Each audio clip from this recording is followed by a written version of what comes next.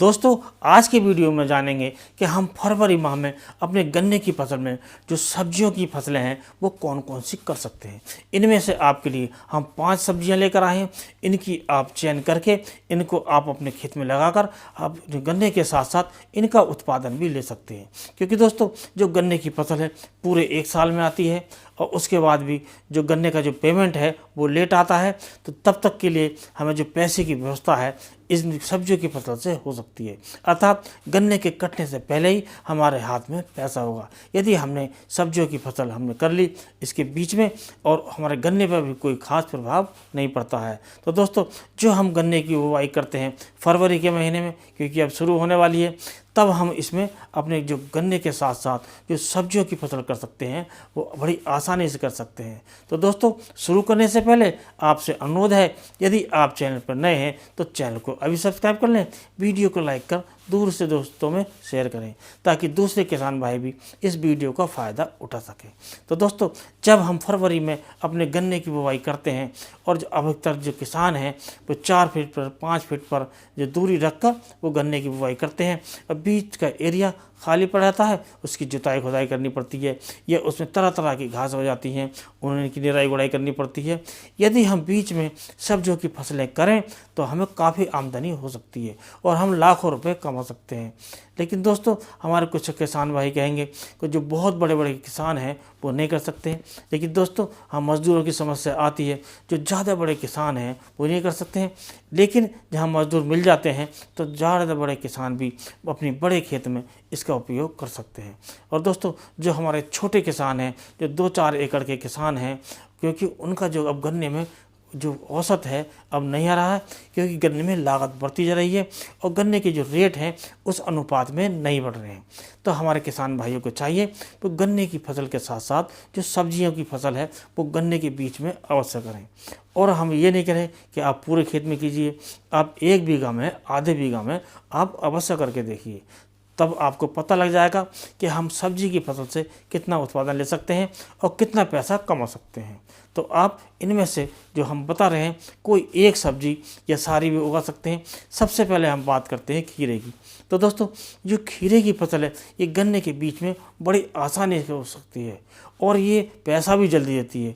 ये 40 से 45 दिन में इसकी पहली तोड़ाई हो जाती है और हम देखते हैं कि हमारे हाथ में पैसा होता है। अर्थात जब गन्ने के 1 महीने बाद, 1.5 महीने बाद हमारा जो पैसा है हमें देखने को मिलता है, तबकि जो गन्ने का जो पैसा है हमें 1.5 साल बाद मिलेगा।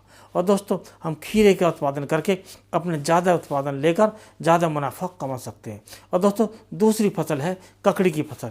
तो ककड़ी की फसल भी आप आसानी से कर सकते हैं और जो गन्ने के बीच में आसानी से हो सकती है।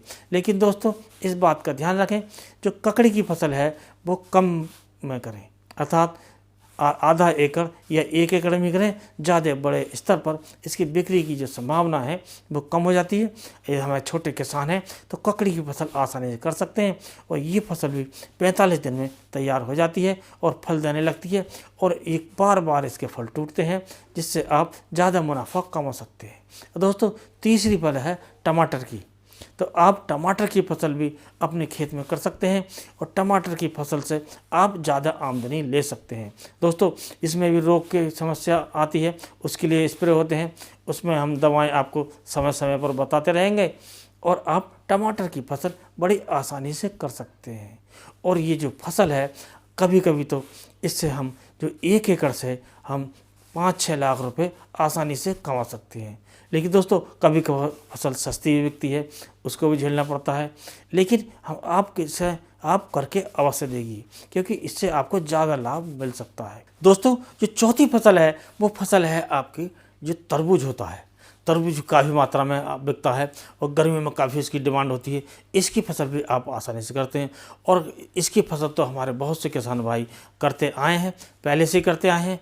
क्योंकि जो उस समय जो दूरी होती थी वही 28 इंची 30 इंची पर होता था, लेकिन अब जो दूरी बढ़ गई है तो उससे तरबूज की उपज ज़्यादा मिलेगी।